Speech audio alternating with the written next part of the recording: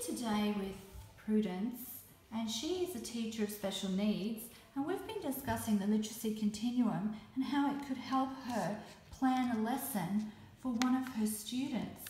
And we've had a great discussion about different aspects of the literacy continuum that could actually help. And so I'd like Prudence to just talk a little bit about that. So in terms of giving the Year 9 teacher, the Year 9 English teacher, a workable document, that's always my focus. What can I give them for the times when I'm not in the classroom? So we've developed a unit plan. In this case it was a writing, imaginative written short story, and the Year 9 core class were doing speculative fiction. So I had to modify that unit down to a Year 2 level. So we went through and we used the content descriptors. Remember, we're creating a workable document to give to the class teacher so she knows what she needs to focus on for my student working at a Year 2 level sitting in the mainstream class. So we went right through, we know he's working at a Year 2 level, and we picked out all of the content descriptors and we put them in critical content box on the first page.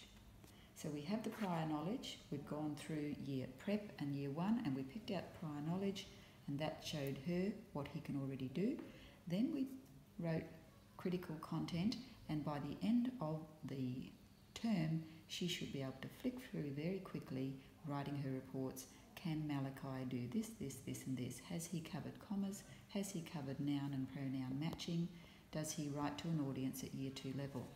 So then Susanna comes along and says, I can help you with this document to give to the teacher by supporting it with the literacy continuum.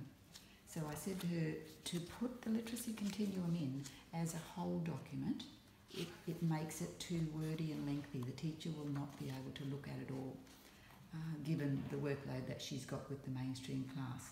So what I intend to do is take the literacy continuum, look at, for example, the aspects of writing, know that Malachi is probably working in his writing, probably working at, with Susanna and I, previous discussion, probably end of year prep is his writing level. So to make a workable document for that class teacher, I will cut and paste out of the literacy continuum, because in some aspects he's working at the end of year prep level, but then I know in his, maybe some aspects of his speaking, his oral language, we've decided he might be up there with Year 4 level. So I'm going to cut and paste different aspects of the literacy continuum into a one-page document to be inserted at the end of this unit plan. And then I can give that class teacher in week 1 of term 3 a working document for her. Absolutely, and it's been a really good discussion, and I really have found this very an opportunity for collaboration, because now that we're using this tool, it is a way of monitoring where the student is, and then we can keep progressing the student. Now, this was developed with the regional office, wasn't it? Yes, 2 ladies, the hearing impaired. Malachi has intellectual impairment, but the advisory teacher, visiting advisory teacher for hearing impairment, came along with another advisory teacher, and the 3 of us made this document up. It took us quite a few hours to do, to go through the achievement standards, to go through the content descriptors to make this document up, and it's a work in progress. So within this Year 9 class, we have 1 student working at Year 5 level, 1 student working at Year 2, and 1 student probably working at Year 1. So we need that class teacher, as well as having accelerated students in her class. She's working the full spectrum from Year 1 to probably students of a Year 10 level.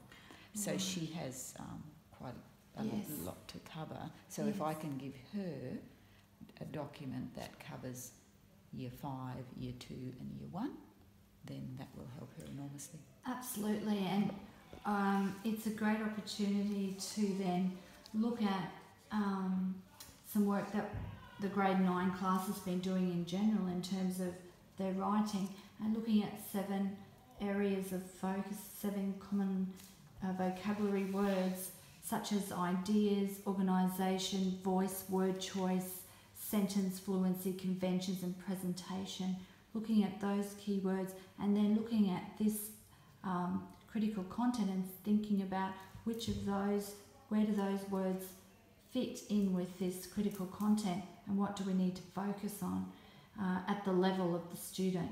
So all of these frameworks and tools have worked together to help us come up with a working document to help that student or these students that are not at grade level to progress. So it's been a really good conversation. And I might say one more thing too, that in this case this student has been withdrawn for his previous 8 years because his level is so low, and the difficulty the class teacher has.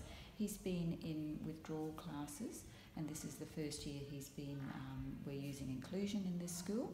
So at a year 2 level he is included in the year 9 core class, and this is how we're doing it. And I might say it is a student by student basis.